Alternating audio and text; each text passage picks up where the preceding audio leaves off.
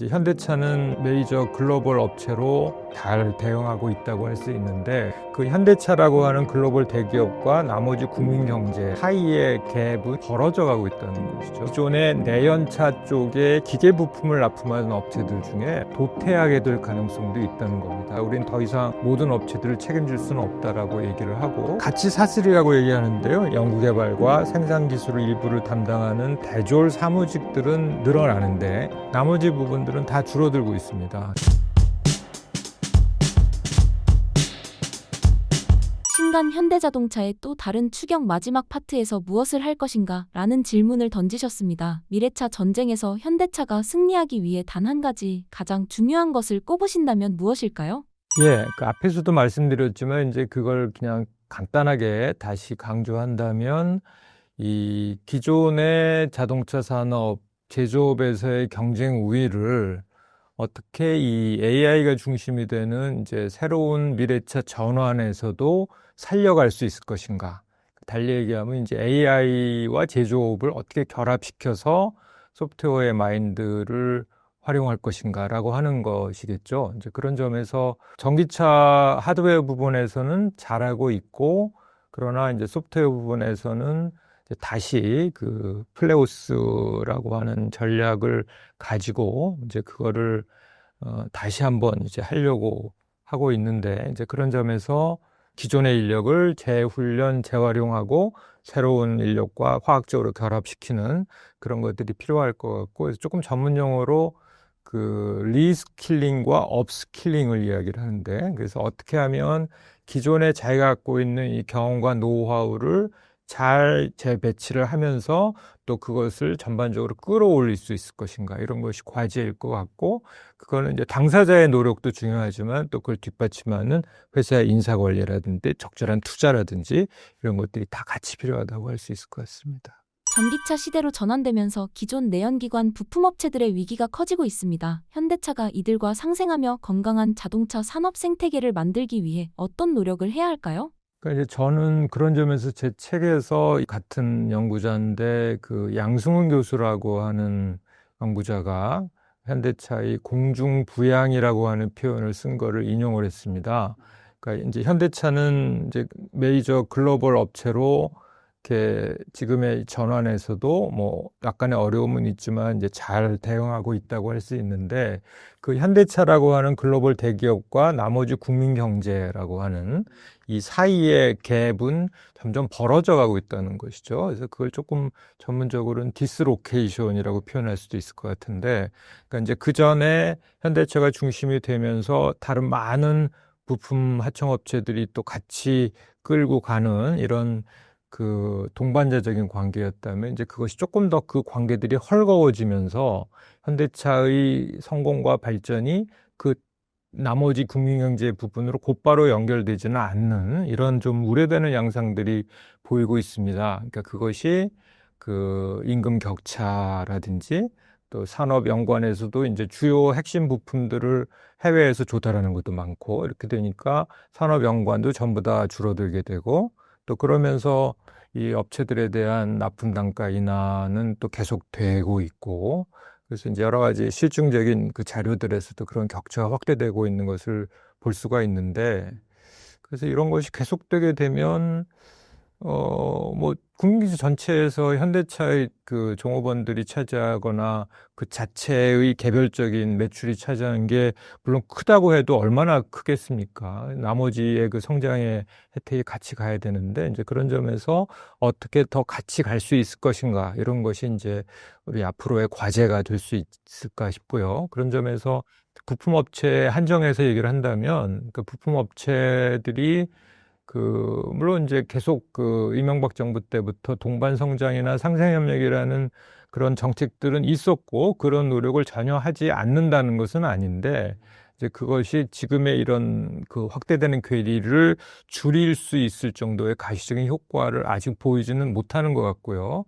특히 이게 미래차 전환이 본격화되게 되면 기존의 내연차 쪽에 기계 부품을 납품하는 업체들 중에 상당 부분들이 도태하게 될 가능성도 있다는 겁니다. 그러니까 이제 그 사람들이 예를 들어서 배터리라고 하는 것은 그게 화학 제품인데, 이 기계 부품을 하는 사람들이 그걸 해봐야 기껏해야 그 배터리 케이스 같은 거 만드는 정도밖에 할 수가 없거든요. 그러면 새로운 분야의 R&D 투자를 해야 되는데 그런 걸 할 수 있는 능력은 없고 대부분의 업체들은 현대차가 그냥 주문을 하면 그것을 단순하게 제조해서 납품하는, 그러니까 그 도면을 갖다가 그대로 만들어서 납품하는 능력밖에 갖고 있지 못한데 그런 R&D 능력이 없는 업체들을 현대차는 이제 이렇게 얘기를 합니다. 우리는 이런 글로벌 경쟁에 살아남기 위해서는 우리는 가장 그 기술력이 있는 그 비용을 최소로 할 수 있는 업체들만 데려갈 수밖에 없다. 우리는 더 이상 모든 업체들을 책임질 수는 없다라고 얘기를 하고, 그래서 글로벌 소싱을 얘기를 하는데, 그러나 또 다른 측면에서 볼 때 국내 부품 업체들이 다 망한다고 할 때 그 모든 것을 다 글로벌 소싱으로 해결할 수는 없는 것이거든요. 그래서 그런 점에서 현대차도 1차 부품 업체들은 자기들이 좀 더 책임 있게 이 전환의 대응에 이렇게 지원을 하겠다라고 하는데 2, 3차 업체들 같은 경우에 이제 굉장히 어려움에 직면을 하게 되겠죠. 그랬을 때 이제 그걸 어떻게 그러면 현대차의 상생협력 노력과 더불어 정부가 산업정책적으로 지원을 해서 그쪽 부분이 전환에 조금이라도 더 잘 대응하게 만들 것이냐. 그리고 그럼에도 불구하고 제대로 대응하지 못했을 때 휴폐업을 하거나 도산하는 업체들에서는 또 그쪽을 어떻게 좀 더 복지적인 차원에서 그쪽에서 배출되는 인력들을 다시 재훈련 재배치해서 다른 부분으로 연결시킬 것인가, 이런 것도 굉장히 중요한 과제라고 할 수 있을 것 같습니다. 현대차 노사 관계는 늘 뜨거운 감자였습니다. 미래차 시대에 맞는 생산 시스템과 일자리의 변화를 위해 노사 관계는 어떻게 혁신되어야 한다고 보십니까? 그러니까 이제 그걸 우리가 가치 사슬이라고 얘기하는데요. 그러니까 연구 개발, 또 부품 소재, 그다음에 생산, 또 AS, 정비, 뭐 영업, 이런 여러 가지 그 가치 사슬을 구성하는 요소들이 있는데, 제가 이번에 그 경험적인 통계 자료들을 보니까 추세상으로 이 연구 개발을 담당하는, 연구 개발과 생산 기술을 일부를 담당하는 대졸 사무직들은 늘어나는데, 그러니까 소위 엔지니어들이죠. 나머지 부분들은 다 줄어들고 있습니다. 그러니까 생산 공장에서 일하는 생산직만이 아니라 판매 영업이라든지 정비 AS 이런 쪽들도 다 줄어들어가고 있고, 그걸 이제 현대차는 더 이상 신규 채용을 하지 않고 그냥 정년을 맞이하는 사람들을 그대로 두는 이제 그런 상태로 대응을 하고 있기 때문에 이런 현상들은 앞으로도 계속될 텐데, 그러면 당장 이제 이런 문제가 있는 거죠. 공장에서 엔진과 미션을 만들던 분들이 있잖아요. 그게 굉장히 큰 비중을 차지하는데 한 20, 30% 정도 되는데, 그분들이 엔진과 미션을 만들지 않고 이제 전기차로 가게 되면 필요가 없어지는 거잖아요. 그럼 이분들을 어떻게 다시 재훈련해서 재배치할 것인가, 이제 이런 게 되게 중요해지고, 그래서 현대차도 이제 2020년부터 미래 협약이라고 그래가지고 그런 부분들을 고용을 유지하면서 어떻게 좀 더 원활하게 잘 재훈련 재배치할 건가, 이런 얘기를 하고 있는데, 근데 저는 이제 그런 점에서 크게 봐서 고용이 줄어들어 가는 것은 뭐 큰 추세라고 할지라도 그 속에서 그럼에도 불구하고 여전히 이 공장에서의 숙련 노동자들의 역할은 중요하거든요. 그러니까 모든 걸 다 뭐 연구소에서 해결할 수 있는 건 아니고 현장에서 그런 그 경험 있는 엔지니어와 또 숙련 노동자들이 할 수 있는 부분들이 있는데, 그런 부분들을 어떻게 우리가 잘 살려낼 수 있을 것인가도 중요하고, 그런 점에서 노동조합이 그동안은 사실 그런 거에 관심이 없이 어떻게 하면 임금을 많이 받을 것인가, 그 다음에 고용을 보호할 것인가, 이런 관심만 있었는데, 근데 그 산업의 경쟁력이 없어지면 그 고용 자체도 유지될 수가 없는 거잖아요. 그런 점에서 이런 거대한 전환에 좀 적극적으로 협력을 해야 될 것이고, 그러면서 이제 길게 봤을 때 자신들의 정년 연장도 중요하지만 신규 채용을 해서 다음 세대가 자기들의 일자리를 이어받도록 하는 이런 노력도 같이 가야 될 것 같습니다. 그리고 자기네가 일을 잘하면 잘하는 것에 대해서 그만큼의 보상을 받는 이제 이런 것을 우리가 직무급 내지 직능급 제도라고 그러는데, 지금까지는 무조건 근속연수가 올라갈수록 임금이 올라가는 급여 체계였거든요. 그래서 그런 부분에서도 이런 직무급, 직능급적인 요소도 좀 일부 도입하는 데 동의하고, 이런 변화가 필요할 것 같고요. 그다음에 아까 얘기한 부품 하청업체와의 임금이 확대되는 부분에서도 완성차 업체 노동자들이 조금 자기의 임금을 자제하면서 그쪽에 지원을 해서 그 격차가 줄어들도록 하는 이런 노력에도 힘을 보탤 필요가 있을 것 같습니다. 미래차 산업을 위해 정부는 어떤 역할을 해야 할까요? 기업이 마음껏 뛸 수 있도록 정부의 산업 정책이 나아가야 할 방향에 대해 조언해 주신다면요? 그러니까 이제 결국은 그 현대차 입장에서는 왜 우리는 지금 글로벌 경제에 살아남기도 바쁜데 이런 문제까지 우리가 다 책임을 져야 되느냐 이렇게 좀 억울해 하실 수도 있는데, 그러니까 기업은 사회적 책임을 져야 되는 것이 특히 글로벌 대기업의 입장에서는 필요할 것 같고, 그러나 그거로 다 해결할 수 없는 문제들은 이제 정부가 역시 나서서 중요한 역할을 해야 될 것 같습니다. 그랬을 때 우리나라에서 이제 아까 저희가 초창기 때 얘기했던 그런 고유 모델이라든지 또 고유 엔진 같은 걸 개발한 게 그때 그 당시에 그 정부가 그런 자동차 산업 장기 진흥 계획이라는 걸 가지고 지원을 했던 것이거든요. 그래서 이제 기업들도 그것을 믿고서 같이 협력해서 그런 좋은 압축 성장의 결과가 일어났는데, 지금도 언제부턴가 산업 정책이라는 게 실종돼 있었던 것 같아요. 그래서 그냥 뭐 우리나라 민간 기업들이 잘하니까 그냥 잘하면 되겠지.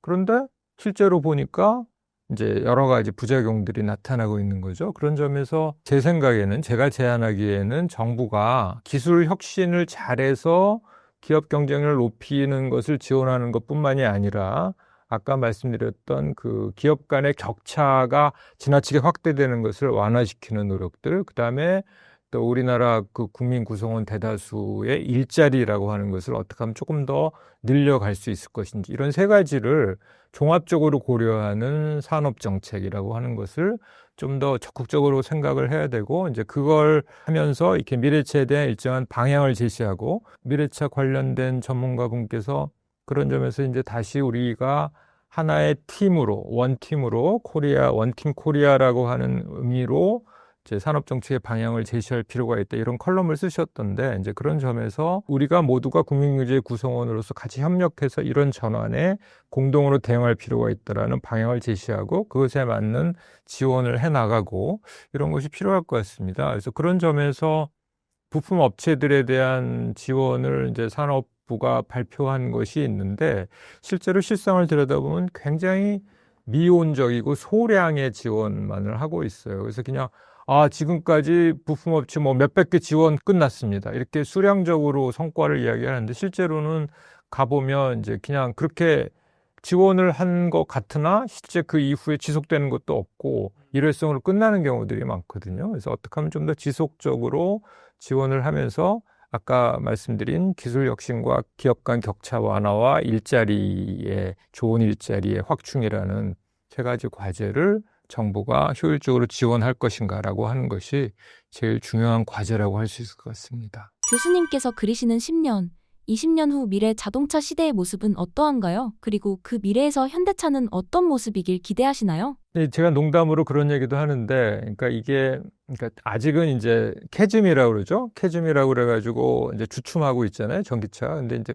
아마 곧 회복될 거고, 뭐 올 하반기나 내년부터 곧 회복될 거고. 그래서 이게 이제 수요가 증가하다 보면 한계를 넘어서게 되면 이제 급속히 확대될 것 같거든요. 그러니까 전기차 더 나아가서 자율주행으로 갈 것 같고, 그러면 2030년, 2040년 되면은 지금 이제 레벨 3에 아직 도달하지 못하고 있는데, 이제 드디어 미국에서 테슬라가 텍사스에서 로보택시를 운행하기 시작을 했는데, 그게 이제 성공하게 되면 급속히 확산될 거란 말이죠. 그러면은 운전하는 자동차가 소수가 될 것이고, 그럼 대부분이 다 자율주행으로 가면서 그 운전하기를 좋아하는 사람은 저기 저 운동장 그라운드에 가서 너희들끼리 놀아라, 뭐 이런 날이 오게 될지도 모르겠는데, 이제 그렇게 거대한 변화에 지금 직면하게 될 거고, 제가 책에 서문에도 썼지만 대연차가 대중화될 때 불과 한 10년 이내에 뉴욕이나 이런 대도시에 마차가 사라지게 됐다는 거죠.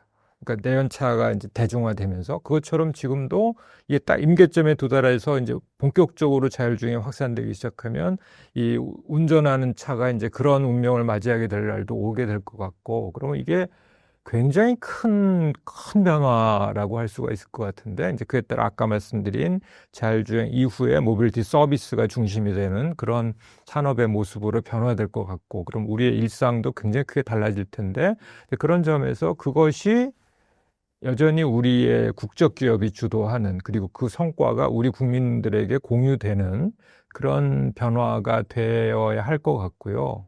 그러기 위해서 이제 우리 당사자들이 같이 완성차만이 아니라 부품 업체들의 노사, 그다음에 또 거기 소비자, 우리 모든 국민들이 같이 이런 거대한 변화를 잘 이해를 하고 그것이 좀 더 우리 모두에게 도움이 되는 방향으로 될 수 있도록 좀 같이 협력해서 노력해 갈 필요가 있을 것 같습니다.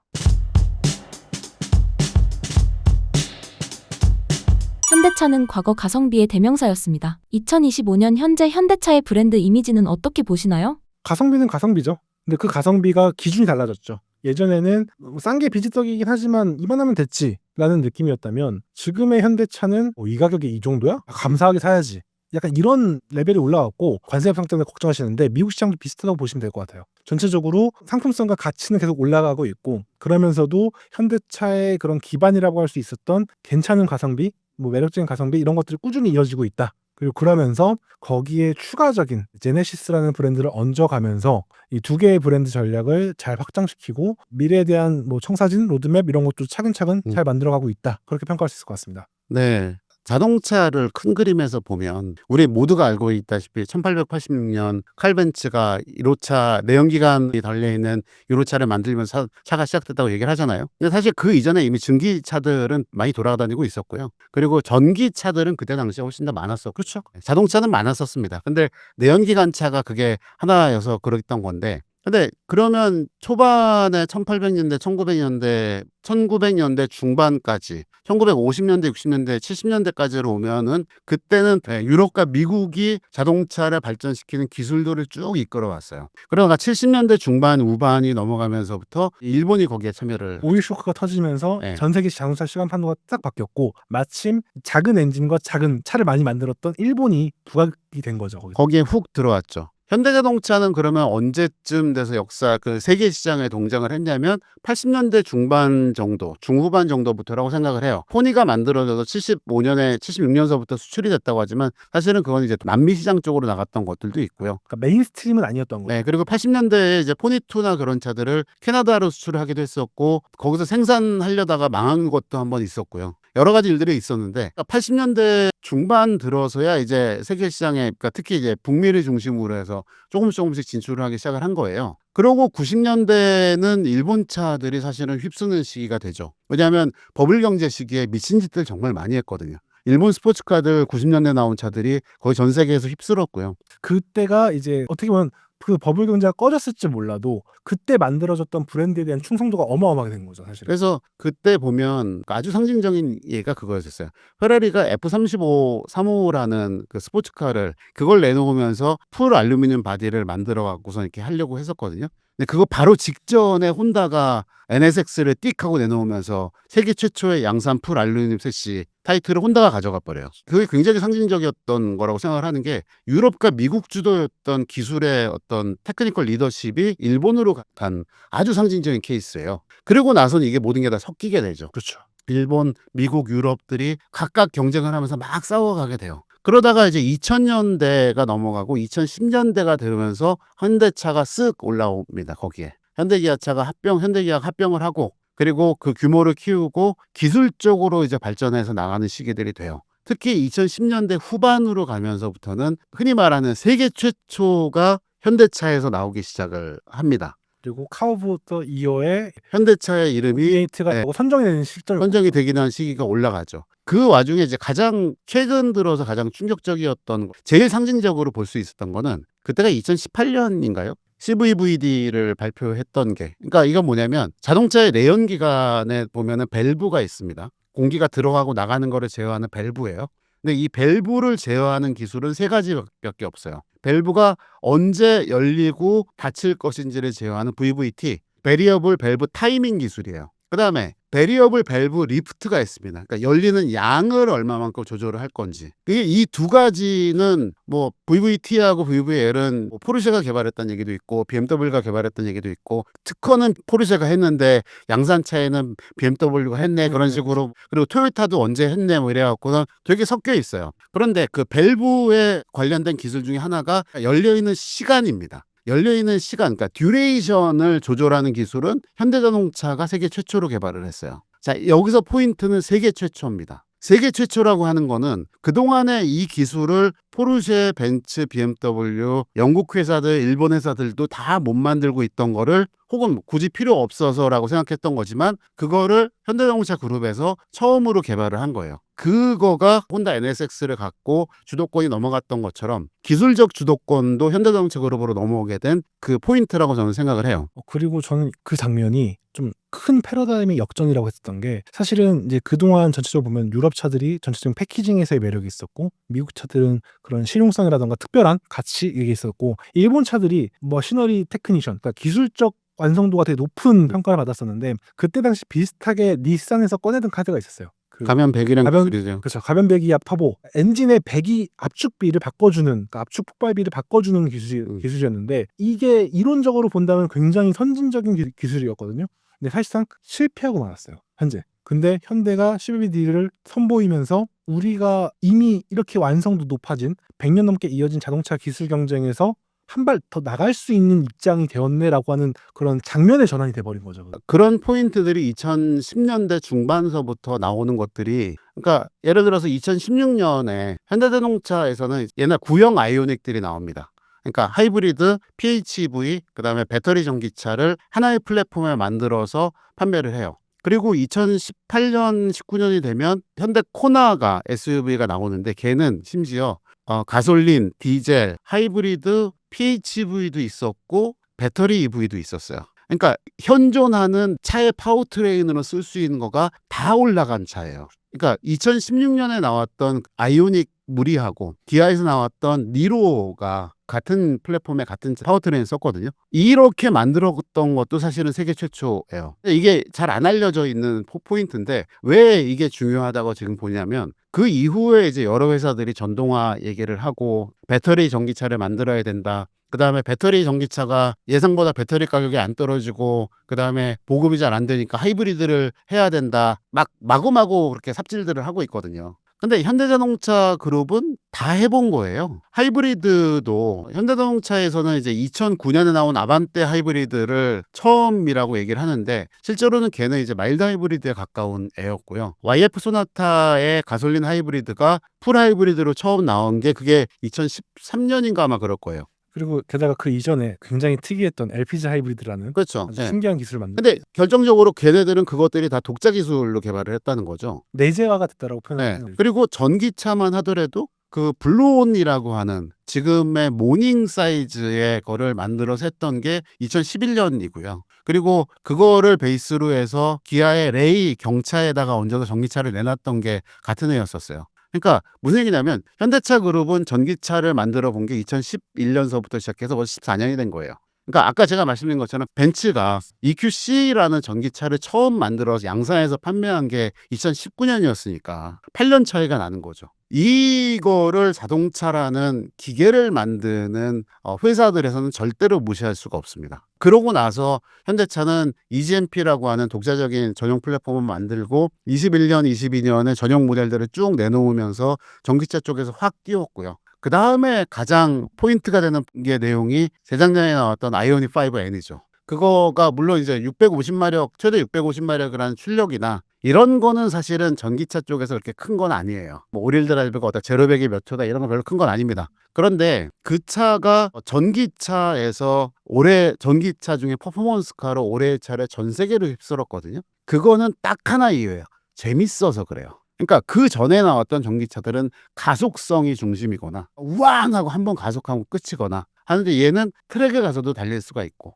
그 다음에 일반 공도를 달리면서 그 E-시프트라고 하는 가상 변속과 가상 사운드를 통해서 운전의 재미도 느낄 수 있고 이것들이 사실은 패러다임 시프트를 만들었어요. 그러니까 현대차 그룹이 과거에 시대에서 지금으로 전환이 뭘로 됐냐면 2010년대 중반서부터 그렇게 세계 최초라는 것들을 내놓고 전기차와 전동화에 필요한 기술들을 내재를 해서 만들어낸 것들이 지금의 현대차가 전 세계에서 브랜드로서 자리 잡게 된데 가장 큰 영향이 있다고 보는 거죠. 실제로 비슷한 얘기 뭐냐면 아까 BMW 말씀하셨잖아요. BMW가 파워 초이스를 통해서 다양한 스테이지 제공할 수 있는 건 우리의 자동차의 미래가 전체적으로 전기차로 갈 것이다라는 패러다임이 생겼지만 10년 전만 하더라도 그래서 뭐로 갈 건데? 일각에서는 아니야. 아직 내연기관 훨씬 더 발전할 수 있어. 실제로 발전할 여지는 더 있고요. 그래서 다양한 방향성이 있었거든요. 그랬는데 현대는 일단 다 하나씩 발을 걸어놓은 거예요. 게다가 각자의 로드맵도 충분히 잘 마련을 했고요. 그래서 지금 보면은 현대가 지금 준비하고 있던 것들은 흔히 말해서 세계에 잘 나가는 브랜드들이 갖고 있는 형태를 다 갖고 있어요. 그래서 GM 같은 경우도 볼트를 만들기 전의 역사가 굉장히 길어요. 전기차 준비한 이 원 역사도 굉장히 길고 근데 왜 지금 전기차 브랜드가 아니냐라고 했을 때 어떻게 될지 모르잖아. 리스크 테이킹 해야 되잖아. 실제로 테슬라를 필두로 해서 전기차 브랜드들 우후죽순 나왔을 때 거기에 휩쓸렸던 브랜드들이 굉장히 휘청휘청거려요. 대표적인 예가 메르세데스 벤츠가 그랬고요. 그리고 정신 차리기 전에 폭스바겐 굉장히 위험했어요. 그리고 왜냐면은 그게 있어요. 시장에 새로운 개척이 됐을 때 빠르게 들어갈 수 있는 벤처 스타일의 브랜드가 있고 흔히 말하는 전통적 기업 형태를 유지하면서 리스크 테이킹을 해가면서 하는 브랜드가 있어요. 왜냐면은 솔직히 말해서 현대하고 GM도 전동화 준비가 잘 되는 브랜드를 생각하는데 얼티엄 테크놀로지를 굉장히 오랫동안 준비를 해왔고 완성을 시켰어요. 내재화를 했고 올해부터 캐딜락은 신차를 미친 듯이 터트리고 있고요. 현대도 올해부터 시작해서 정말 이제 꾸준히 터트릴 준비가 된 거거든요. 이미 모든 준비를 다 해왔던 거예요. 근데 아까 아이오닉 5N을 굉장히 중요하게 여긴 게 뭐냐면 10년 전에 제네시스가 현대 브랜드로 처음 나왔을 때 그때 15년 말에 굉장히 좋다 했지만 제네시스 하면 안 돼? 라고 이렇게 말하는 사람이 있을 때 한마디 했어요. 야 감성이 없잖아. 감성이. 벤츠 감성, BMW 감성 얼마나 좋은데. 그런 사람 되게 많았거든요. 근데 전기차 시장에서 현대가 감성을 만들어냈다는 거예요. 이건 굉장히 큰 의미가 있는 거예요. 왜냐면 그동안의 현대는 패스트 팔로워로서 뭐 감성 있으면 좋은데 우리는 그게 아니에요. 일단 페이퍼 스펙과 데이터상 드러나는 스펙을 더 좋게 만들어야 돼. 이거에만 매몰됐던 브랜드거든요. 그래야 살아남을 수 있으니까요. 그래야 가성비가 좋은 걸 입증할 수 있으니까요. 그런데 그런 브랜드가 제네시스라는 프리미엄 브랜드를 굉장히 잘 안착시키고 있고 그리고 아이오닉 5N이라는 그걸 상징하는 차를 만들고 아이오닉 6N으로 이어지고 있죠. 물론 이 차들은 많이 팔리지 않을 거예요. 아이오닉 5N과 아이오닉 6N은 많이 팔릴 건 아닌데 현대라는 브랜드가 어느새 이런 차도 만들고 이런 아이코닉한 헤일로카를 만들어서 내놓을 수 있을 만큼의 여유와 경륜과 준비가 됐다라는 거. 그리고 이런 게 단순히 저거 유행이니까 해봐가 아니고 그 안에 한국인 임원이 자리에서 로드맵을 갖고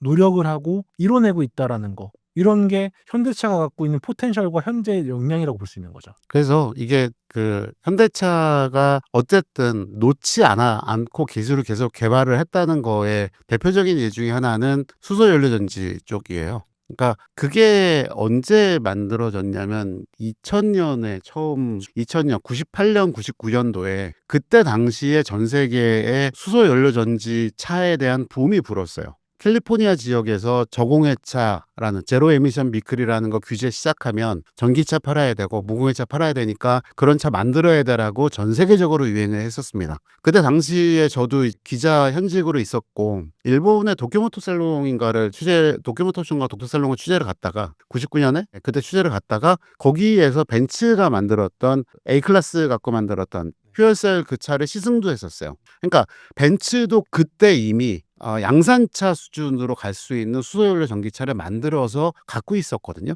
그런데 벤츠는 그거를 포기한 거죠. 그냥 싹 지워버린 거죠. 네, 싹 지워버렸어요. 없애버렸어요. 그러고 내연기관 차들 계속하고 디젤차 계속 만들고 그렇게 했던 거죠. 근데 현대차는 그때 그거를 보고 미국에 가서 수소연료전지 우주선에 들어가는 거 회사랑 제휴 맺어서 갖고 와가지고 산타페에다가 얹어갖고선 처음 돌아다니는 차를 만든 게 2000년이거든요.